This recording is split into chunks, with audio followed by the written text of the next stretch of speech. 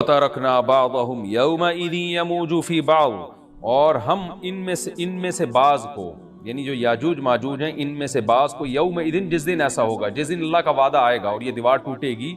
یموج فی بعض، ہم ان کو ایسا کر دیں گے کہ یہ ایک دوسرے میں گھس رہے ہوں گے۔ یہ مضمون احادیث میں آیا ہے۔ دیکھیں قرآن میں اور احادیث صحیحہ میں جو یاجوج ماجوج اور اس دیوار کا ہمیں ملتا ہے نا، میں صرف اس کو آپ کے سامنے بیان کروں گا، باقی اس بارے میں ڈیٹیل میں آپ جائیں گے تو بہت کچھ آپ کو انٹرنیٹ پہ بھی مل جائے گا، مفسرین کی کتابوں میں بھی مل جائے گا، اور لوگوں کی اپنی اپنی تحقیقات ہیں، اپنے اپنے تبصرے ہیں۔ نہ میں ان تبصروں کو صحیح کہہ رہا ہوں نہ غلط کہہ رہا ہوں، کتابیں بھری ہوئی ہیں، وہ آپ جائیں پڑھیں اس کو، لیکن جتنی بات قرآن سے اور صحیح احادیث سے یاجوج ماجوج کے بارے میں ثابت ہوتی ہے، میں صرف اس کو آپ کے سامنے ابھی پیش کر رہا ہوں۔ پہلا عقیدہ تو یہ ثابت ہوتا ہے کہ یاجوج ماجوج ایک قوم ہے، انسان ہے، وہ کوئی انسانوں کے علاوہ کوئی الگ مخلوق نہیں ہے، لیکن ہیں بڑے فسادی۔ دوسری بات یہ بہت قدیم ہے، ذوالقرنین جب گئے تو اس سے پہلے کی یہ قوم ہے، اور زمین میں پہلے سے فساد مچا رہی ہے، لیکن بہت زیادہ ان کی کثرت نہیں تھی جتنی کثرت قرب قیامت میں ہوگی، کیونکہ نسل ان کی بہت تیزی کے ساتھ بڑھ رہی ہے۔ تیسری بات یہ ہے کہ اللہ نے ان کو دنیا کے کسی حصے میں رکھ کے چھپا دیا ہے۔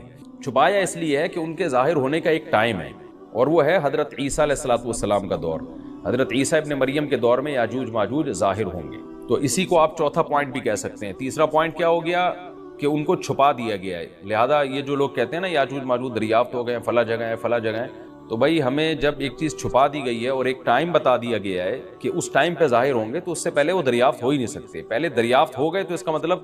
نبی صلی اللہ علیہ وسلم کی گویا پیش گوئی غلط ہو گئی، تو جو جس کا ٹائم ہے اسی ٹائم پہ وہ ظاہر ہوں گے۔ چوتھی بات میں نے جیسے بتائی کہ حضرت عیسیٰ علیہ السلام کے دور میں وہ ظاہر ہوں گے۔ پانچویں بات، صحیح حدیث سے یہ بات ثابت ہے کہ یاجوج ماجوج وہ جو دیوار بنی تھی اس کو چاٹتے رہتے ہیں، ختم کرتے ہیں۔ اب چاٹنا کا جو لفظ حدیث میں ہے اس سے مراد زبان سے چاٹنا بھی ہو سکتا ہے، اور یہ کنایا بھی ہو سکتا ہے کہ اس کو ختم کرنے کی کوشش میں لگے ہوئے ہیں۔ اور ایسے چاٹنا، جب ہم کوئی چیز چاٹتے ہیں نا تو بہت تھوڑی تھوڑی وہ ختم ہوتی ہے، تو اتنی موٹی اتنی بڑی دیوار ہے کہ وہ انہوں نے اپنی اسٹرگل اور اپنی محنت نہیں چھوڑی ہے، تو وہ دیوار کو کسی نہ کسی طریقے سے گھسائی میں اس کے لگے رہتے ہیں۔ تو زبان سے بھی چاٹنا ہو سکتا ہے اور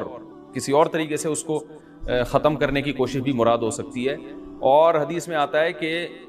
ایک دن آئے گا وہ جب ختم ہونے والی ہوتی ہے نا، تو وہ کہتے ہیں کہ ہم کل اس کو دوبارہ شروع کریں گے اور کل ہم اس کو ختم کر دیں گے، لیکن وہ اللہ تعالیٰ اپنی قدرت سے دوبارہ اس دیوار کو اتنا ہی موٹا کر دیتے ہیں جتنا ذوالقرنین نے کیا تھا۔ تو قرب قیامت میں جب حضرت عیسیٰ علیہ السلام کا ظہور ہوگا تو وہ یہ کہیں گے ہم انشاءاللہ اس کو کل ختم کریں گے۔ تو انشاءاللہ کا لفظ جب استعمال کریں گے، کیونکہ وہ قوم ہے کافر، وہ اللہ پہ اعتماد کرنا، اللہ پہ توکل کرنا یہ چیز نہیں ہے۔ جیسے کافر تو نہیں کہے گا نا اللہ نے چاہا تو وہ اللہ پہ یقین نہیں رکھتے، تو وہ جب اللہ کا نام لیں گے اور کہیں گے کہ اللہ نے چاہا تو ہم اس کو کل ختم کر دیں گے، تو پھر اسلام کی وجہ سے وہ دیوار ختم ہو جائے گی۔ اس کی مثال ایسے جیسے حدیث میں آتا ہے، پچھلی قوموں میں ایک نوجوان تھا جو جادوگر کے پاس بھی جاتا تھا اور راہب کے پاس بھی جاتا تھا، جس کا سورہ بروج میں تذکرہ ہے، والسماء ذات البروج میں۔ تو جب وہ نوجوان پکڑا گیا، وہ مسلمان ہو گیا تھا، بادشاہ نے اس کو بھیجا تھا جادوگر کے پاس کہ جادو سیکھے، لیکن وہ راہب کے پاس جاتا، عیسائیت سیکھی اس نے اور نیک مسلمان بن گیا۔ تو بادشاہ نے اس کو قتل کرنے کی حتی الامکان کوشش کی، مگر وہ قتل نہیں ہو پا رہا تھا۔ بادشاہ نے اس کو پہاڑ پہ بھیجا اپنے سپاہیوں کو لے کے کہ پہاڑ سے لے جا کے اس کو گرا دو، لیکن اللہ نے مدد کی کہ وہ سپاہی گر گئے، یہ بچ گیا۔ بادشاہ نے حکم دیا اس کو سمندر میں لے جا کے غرق کر دو، وہ سارے سپاہی غرق ہو گئے، یہ بچ گیا۔ تو کسی بھی طرح سے اس کی قتل کی کوششیں کامیاب نہیں ہو رہی تھی، تو اس نے بادشاہ سے کہا کہ تو اگر مجھے قتل کرنا چاہتا ہے نا تو چوک پہ کھڑا کر کے تیر مجھے مار اور کہے کہ بسم اللہ وربی ھذا الغلام، اس نوجوان کے رب کے نام سے میں اس کو قتل کرتا ہوں، تو اللہ کا نام لے کے مجھے مارے گا تو میں قتل ہو جاؤں گا۔ نوجوان یہ قربانی اس لیے دے رہا تھا کہ بادشاہ جب پوری پبلک کے سامنے اللہ کا نام لے گا تو لوگوں کو یقین آ جائے گا کہ بھئی اللہ کا نام لینے سے تو کام ہو گیا، اور اللہ کا نام لیے بغیر کام نہیں ہو رہا تھا۔ تو جو بادشاہ اللہ کو مانتا نہیں تھا آج اس کو بھی اللہ کا نام لینا پڑا ہے۔ تو نوجوان نے یہ قربانی اس لیے دی کہ بادشاہ جب اللہ کا نام لے گا لوگوں کو اللہ کی ذات پہ یقین آئے گا اور لوگ مسلمان ہو جائیں گے، عیسائیت کو قبول کر لیں گے۔ تو اس نوجوان نے یہ قربانی دی، اور بادشاہ نے اللہ کا نام لے کے جب تیر مارا تو وہ نوجوان شہید ہو گیا، اور لیکن پورا ملک مسلمان ہو گیا، عیسائیت قبول کر لی۔ اور سورہ بروج میں پھر اللہ نے ان کا تبصرہ کیا، ان کا واقعہ بیان کیا ان کے بارے میں کہ کیسے بادشاہ نے خندقیں کھود کھود کے پوری قوم کو جو ہے وہ جو دین سے پیچھے نہیں ہٹے ان کو کس طرح سے آگ میں پھینک دیا ان سب کو۔ تو اس سے پتہ چلتا ہے کہ کافر بھی بعض دفعہ جب اللہ کا نام لیتا ہے نا تو اس کو دنیاوی فائدہ ہو جاتا ہے. تو یاجوج ماجوج بھی تنگ آ کر پھر اللہ کا نام لیں گے اور کہیں گے اللہ نے چاہا تو ہم اس دیوار کو کل ختم کر دیں گے, اور بالآخر وہ دیوار ختم ہو جائے گی. پھر قرآن کے الفاظ ہیں آگے کہ جب یہ دیوار ختم ہوگی وَتَرَكْنَا بَعْضَهُمْ يَوْمَئِذٍ. اچھا ہاں, میں بتا رہا تھا کہ حدیث سے کیا پوائنٹ پتہ چلتے ہیں, تو یہ 5 پوائنٹ ہو گئے. چھٹا پوائنٹ یہ کہ حضرت عیسیٰ ہی کے دور میں یہ کسی وبا کے ذریعے ہلاک ہو جائیں گے. حضرت عیسیٰ علیہ الصلوۃ والسلام اتنے زیادہ ہوں گے کہ ان سے لڑنا ممکن نہیں ہوگا, جیسے کہ قرآن میں بھی آ رہا ہے وَتَرَكْنَا بَعْضَهُمْ يَوْمَئِذٍ يَمُوجُ فِي بَعْضٍ. ہم ان میں سے بعض کو بعض کے اندر گھسا دیں گے, اتنی کثرت سے ایک دوسرے میں, ہی اب آبادی کی کثرت بہت ہوگی ان کی, گھسے ہوئے ہوں گے ایک دوسرے میں, یہ جیسے چیونٹی اور مکوڑے ہوتے ہیں, تو ان سے لڑنا ممکن نہیں ہوگا. تو حضرت عیسیٰ علیہ الصلوۃ والسلام لوگوں کو لے کے کوہ طور پہ چلے جائیں گے, اور باقی مسلمان وہ اپنے اپنے گھروں کے اندر بند ہو جائیں گے, اور پھر اللہ کی طرف سے ایک وبا آئے گی, اور اس وبا میں یہ سارے کے سارے ہلاک ہو جائیں گے. اور پھر جب ہلاک ہو جائیں گے تو اتنی زیادہ ان کی لاشیں زمین پہ ہوں گی, اتنی زیادہ کہ انسانی آبادی ان کی لاشوں سے متعفن ہونا اور بیمار ہونا شروع ہو جائے گی. ان کی لاشوں سے بدبو اٹھے گی, اور ظاہر ہے انسان ہوں گے یہ, تو اس کی وجہ سے جو زمین کا ماحول خراب ہوگا. پھر حضرت عیسیٰ علیہ الصلوۃ والسلام اللہ سے دعا مانگیں گے کہ اللہ تعالیٰ ان کو کسی طرح ٹھکانے لگائے, کوئی انتظام کرے. پھر حدیث میں آتا ہے بارشیں ہوں گی اور سیلاب آئیں گے, اور ان کی لاشیں بہہ بہہ کے پانیوں میں جا کے, سمندروں میں جا کے ختم ہو جائیں گی. اللہ تعالیٰ ان کو اس طرح سے ٹھکانے لگائے گا. تو یہ یہاں تک جتنے بھی مضامین ہیں یہ صحیح احادیث سے ثابت ہیں. تو قرآن کہتا ہے وَتَرَكْنَا بَعْضَهُمْ يَوْمَئِذٍ يَمُوجُ فِي بَعْضٍ. ہم ان میں سے بعض کو بعض میں چھوڑ دیں گے, بہت کثرت ہوگی. وَنُفِخَ فِي الصُّورِ. اور پھر سور پھونکا جائے گا. قرآن میں تو یہ کہ سور پھونکا جائے گا, ایسے لگ رہا ہے جیسے فوراً پھونکا جائے گا, مگر احادیث میں تفسیر ہے کہ فوراً نہیں پھونکا جائے گا. یاجوج ماجوج قیامت کی نشانیوں میں سے ایک بہت بڑی نشانی ہوگی, یعنی یہ اس بات کی علامت ہوگی کہ اب قیامت بہت قریب ہے. تو حضرت عیسیٰ ابن مریم علیہ السلام جب نازل ہوں گے, میں تھوڑی سی ترتیب بیان کر دیتا ہوں کہ جو کیونکہ بات یاجوج ماجوج کی چل رہی ہے, تو اس سے منسلک جو واقعات ہیں جو اس دور میں ہوں گے وہ بھی میں اسی لیکچر کے ضمن میں بیان کر دیتا ہوں. ہمیں صحیح حدیث سے یہ پتہ چلتا ہے, کہ قرب قیامت میں جب مسلمان بہت قسمہ پرسی میں ہوں گے تو خراسان سے لشکر اٹھے گا. خراسان یہ افغانستان اور ایران کا حصہ, اس علاقے کو نبی صلی اللہ علیہ وسلم کے دور میں خراسان کہا جاتا ہے, جس میں قندھار بھی آتا ہے, ایران کا بھی حصہ آتا ہے اس میں. تو یہاں سے لشکر اٹھے گا, مجاہدین لڑیں گے بہت بڑی تعداد میں, دنیا میں جہاد ہوگا. مسلمان ظلم کی چکی میں پس کے تنگ آ چکے ہوں گے, اور لڑتے لڑتے حدیث میں آتا ہے اتنی بڑی بڑی لڑائیاں ہوں گی کہ 1/3 مسلمان شہید ہو جائیں گے اس میں, 1/3 مجاہدین جو لڑنے والے ہوں گے, اور 1/3 جو ہوں گے وہ میدان جنگ سے بھاگ جائیں گے, اور 1/3 کو اللہ فتح عطا فرمائے گا. تو جو 1/3 میدان جنگ سے بھاگ جائیں گے, نبی صلی اللہ علیہ وسلم نے فرمایا ان کی توبہ کبھی قبول نہیں ہوگی. جو 1/3 شہید ہو جائیں گے وہ افضل ترین شہداء ہوں گے اس وقت کے, اور 1/3 کو اللہ تعالیٰ غلبہ عطا فرمائیں گے. ایک واقعہ تو ہمیں قرب قیامت میں نبی صلی اللہ علیہ وسلم سے یہ ملتا ہے صحیح حدیث سے. دوسرا ہمیں یہ ملتا ہے کہ قرب قیامت ہی میں مسلمان قسمہ پرسی کا شکار ہوں گے, تو تلاش کریں گے حضرت مہدی کو, کیونکہ حضرت مہدی وہ شخصیت ہیں جن پہ تمام نیک لوگ جمع ہو جائیں گے, اور وہ مسلمانوں کی میدان جنگ میں کمانڈ کریں گے, جہاد میں کمانڈ کریں گے. تو ان کو بیت اللہ میں تلاش کیا جائے گا. وہ رسول اللہ صلی اللہ علیہ وسلم کی اولاد میں ہوں گے, اور لوگ ان کو پہچان لیں گے, اہل اللہ پہچان کر ان کو اپنا امیر بنائیں گے, اور ان کی قیادت میں پھر لڑائی اور جہاد شروع ہوگا. اور یہ لڑائی جب دمشق میں لڑائی ہو رہی ہوگی, تو دمشق میں عصر کی نماز کے وقت حضرت مہدی, میں نے جو یہ کہا کہ دمشق میں لڑائی ہو رہی ہوگی, مقصد یہ نہیں ہے کہ دمشق کوئی میدان جنگ بنا ہوا ہوگا, مقصد یہ ہے کہ وہ مجاہدین کا لشکر دمشق میں ہوگا عصر کی نماز کے وقت. لڑائی چاہے کسی اور میدان میں ہو رہی ہو, لیکن حدیث میں ہمیں دمشق کا تذکرہ ملتا ہے. تو دمشق میں حضرت شام کا تذکرہ ملتا ہے, اور جو قرائن ہمیں ملتے ہیں وہ دمشق کی ایک خاص مسجد ہے. وہ مسجد حضرت مفتی تقی عثمانی صاحب اور مفتی رفیع عثمانی صاحب نے اس کو ہائی لائٹ بھی کیا, لیکن وہ یقینی نہیں ہے. یہ خوب سمجھے, انہوں نے اس کا بھی تبصرہ کیا کہ اس کے بارے میں کوئی یقین نہیں ہے. تو حضرت مہدی عصر کی نماز پڑھا رہے ہوں گے, لوگ امامت میں آپ کے پیچھے کھڑے ہوں گے, یہاں تک کہ مسجد کے مینار پر, آج بھی وہ مینار موجود ہے جس کے بارے میں غالب گمان ہے کہ یہ وہ مینار ہے جہاں حضرت عیسیٰ علیہ السلام نازل ہوں گے. غالب گمان کے درجے میں کہا جا سکتا ہے, ورنہ پھر اسی کے اڑوس پڑوس میں کوئی مسجد ہوگی. میرا اگر شام جانا ہوا تو انشاءاللہ میں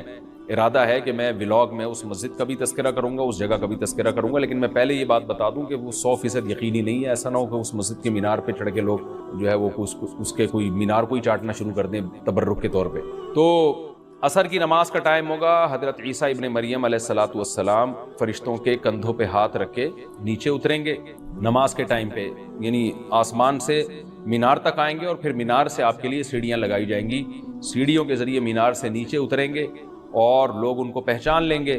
حضرت مہدی ان کو امامت کے لیے آگے کریں گے کہ آپ اللہ کے ایک پیغمبر ہیں، آپ نماز پڑھائیے، حضرت عیسیٰ علیہ السلام انہی کو آگے رکھیں گے۔ اور اس طرح کا مفہوم ہے حدیث میں کہ اللہ نے اس کام کے لیے آپ کو ہی منتخب کیا۔ کیا مطلب یہ امامت اس امت کا حق ہے؟ تو حضرت عیسیٰ ابن مریم علیہ الصلاۃ والسلام کا جو کام ہوگا وہ جہاد ہے اور یہودیوں سے انتقام لینا، کیونکہ یہودیوں نے اپنے خیال میں حضرت عیسیٰ کو قتل کیا تھا، تو اللہ نے یہودیت ہی کے خاتمے کے لیے اور دجال کے خاتمے کے لیے عیسیٰ ابن مریم کو نازل کیا۔ حضرت مہدی سے پہلے ہی دجال ظاہر ہو چکا ہوگا۔ دجال کے بارے میں حدیث میں آتا ہے کہ ہر پیغمبر نے اپنی امت کو دجال کے فتنے سے ڈرایا ہے۔ اچھا، یہ دجال ایک ایسی شخصیت ہے جس کا یہودی انتظار ہم سے زیادہ کر رہے ہیں، کیونکہ یہودی اس کو اپنے لیے نجات دہندہ سمجھتے ہیں، جبکہ حدیث میں آتا ہے کہ دجال کانا ہوگا اور اس کا خدائی کا دعویٰ ہوگا، اس کے پاس کچھ ایسی طاقتیں ہوں گی کہ مردے کو زندہ کر دے، زندہ کو مار دے، ایک طرف اس کے باغ ہوگا، ایک طرف اس کے آگ ہوگی، جو اس پر ایمان لائے گا اس کو باغ میں داخل کرے گا، اور جو اس پر ایمان نہیں لائے گا اس کو آگ میں داخل کرے گا۔ اور رسول اللہ صلی اللہ علیہ وسلم نے فرمایا اس کی جو آگ ہے حقیقت میں وہ جنت کا باغ ہوگا، اور اس کا جو باغ ہے حقیقت میں وہ جہنم کی آگ ہوگی۔ تو جو نبی کی باتوں پہ یقین کرتے ہیں وہ دجال کے فتنے سے محفوظ رہیں گے۔ اور حدیث میں سورہ کہف کی بھی تلاوت کا حکم ہے، جمعے کے دن جو کہف کی تلاوت کرتا ہے اللہ اس کو دجال کے فتنے سے محفوظ رکھتا ہے۔ اب آپ دیکھیں یہ سورہ کہف میں ہی قیامت کی علامات کا تذکرہ ہے نا، تو شاید اسی وجہ سے کیونکہ جو سورہ کہف پڑھتا رہے گا وہ یاجوج ماجوج کے واقعات بھی پڑھتا رہے گا اور اللہ کی قدرت کے واقعات بھی پڑھتا رہے گا، تو دجال کے فتنے سے اللہ اس کو اس برکت سے بچا کے رکھیں گے، فتنے سے محفوظ رکھیں گے۔ تو وہ ایسی طاقتیں دکھائے گا، بے وقوف لوگ اس پہ ایمان لے آئیں گے۔ حدیث میں آتا ہے کہ کانا کبھی بھی خدا نہیں ہو سکتا، یعنی اس کی تو ایک آنکھ ہوگی نہیں، لیکن بے وقوف لوگ اس کے یہ کچھ ظاہری کمالات دیکھیں گے، یہ نہیں دیکھیں گے کہ یہ تو شکل بھی اس کی اچھی نہیں ہے، یعنی خدا کا بس کم جمال والا ہوتا ہے نا، یہ تو ہے بھی کانا، اور اس کے بڑا بڑا کافر بھی لکھا ہوا ہوگا واضح طور پر، جس سے پتہ چلے گا۔ لیکن احمق اور بیوقوف لوگ جیسے روحانی عامل کو کچھ شعبدے دیکھ کر ان پہ سے متاثر ہو جاتے ہیں نا، روحانی عاملوں کے شعبدے دیکھ کے، تو ایسے ہی دجال کے شعبدے دیکھ کے متاثر ہوں گے۔ تو بہت لوگوں کو، خلقت کو، بہت بڑی امت کو گمراہ کرے گا دجال، اہل اللہ کو اللہ تعالیٰ اس کے فتنے سے محفوظ رکھے گا۔ پھر حضرت عیسیٰ ابن مریم جب نازل ہوں گے تو وہ دجال کو قتل کریں گے۔ حدیث میں آتا ہے کہ نیزے کے ذریعے گھوڑے پہ بیٹھ کے قتل کریں گے۔ علماء نے اس حدیث کا دو مطلب بیان کیے ہیں کہ یا تو اس کا مطلب یہی ہے کہ واقعی گھوڑے پہ بیٹھیں گے، نیزہ استعمال کریں گے، اور زمین جو ہے وہ اتنی پہلے اس سے جنگیں ہو چکی ہوں گی کہ لوگ دوبارہ تلواروں گھوڑوں کی طرف آ جائیں گے۔ اس بات کا امکان ہے، ہر ملک ایٹمی طاقت بن چکا ہے، تو اگر یہ ایٹم بم سارے ملک آپس میں چلا دیں تو ہم دوبارہ گدے گھوڑوں والی زندگی پر آ جائیں گے، ٹیکنالوجی ساری تباہ و برباد ہو جائے گی، انسان کی ترقی۔ تو اس بات کا بھی امکان ہے کہ کوئی اس سے پہلے ہو سکتا ہے کوئی ایسی جنگ عظیم ہو کہ انسانیت دوبارہ پہاڑوں پتھروں کے دور میں آ جائے۔ لیکن ظاہر یہ معلوم ہوتا ہے کہ رسول اللہ صلی اللہ علیہ وسلم نے جو کلام کیا ہے، ظاہر ہے اس دور کے لحاظ سے جو لوگوں کے، جہاں تک جو لوگوں کی مینٹل اپروچ ہے وہاں تک، تو نبی صلی اللہ علیہ وسلم میزائل یا اور ٹینکوں کا تذکرہ کرتے تو کیا سمجھ میں آتا؟ تو گھوڑے سے مراد ہے جو اس زمانے کا گھوڑا ہوگا، اور نیزے سے مراد ہے اس زمانے کا جو اسلحہ ہوگا، کیونکہ نیزہ نبی کے دور کا ایک مناسب اسلحہ تھا اور گھوڑا نبی کے دور کی میدان جنگ کی ایک مناسب سواری تھی۔ تو اس سے یہ بھی پتہ چلتا ہے کہ ہو سکتا ہے عیسیٰ ابن مریم نیزے کے بجائے کلاشنکوف کا استعمال کر لیں، تو یعنی وہ نیزہ جو ہے وہ اس کلاشنکوف کی یا جو بھی اسلحہ اس وقت حضرت عیسیٰ ابن مریم استعمال کریں گے اس کی ایک تعبیر ہے، تو اس کا بھی پورا امکان ہے۔ تو ہمیں بہرحال اتنا ایمان ہمارے لیے ضروری ہے کہ دجال کو قتل کرنے والی جو ذات ہے، جو شخصیت ہے، وہ عیسیٰ ابن مریم علیہ الصلاۃ والسلام، تو حضرت عیسیٰ کے ذریعے اللہ تعالیٰ دجال کو قتل کریں گے، اور حضرت عیسیٰ کی قیادت میں زبردست جہاد ہوگا۔ حدیث میں آتا ہے کہ عیسیٰ ابن مریم اس دنیا کو امن سے بھر دیں گے، اتنا امن ہو جائے گا اور اتنی مالی فراوانی ہوگی، اتنی مالی، کیونکہ دنیا میں مال بہت ہے، ڈسٹریبیوشن صحیح نہیں ہے، جو تقسیم ہے نا مال کی وہ ظالمانہ ہے، جس کی وجہ سے غریب سے غریب تر ہے، امیر سے امیر تر ہے۔ حضرت عیسیٰ ابن مریم ایسا نظام قائم کریں گے کہ جس سے مال کی صحیح تقسیم، اور لوگ اٹھیں گے زکوٰۃ کا مستحق تلاش کریں گے اور لوگوں کو زکوٰۃ کا مستحق نظر نہیں آئے گا، غریب تلاش کرنا مشکل ہو جائے گا، یعنی ایک آدمی، حدیث کے مفہوم ہے کہ زکوٰۃ لے کے گھومتا رہے گا اور اس کو کوئی غریب نہیں ملے گا، اتنی مالی فراوانی ہو جائے گی۔ پھر ترمذی کی روایت میں آتا ہے کہ اللہ کی طرف سے برکتیں ایسی نازل ہوں گی کہ بڑے بڑے انار پیدا ہوں گے، بڑے بڑے انگور پیدا ہوں گے، زمین اپنی برکتیں کھول دے گی،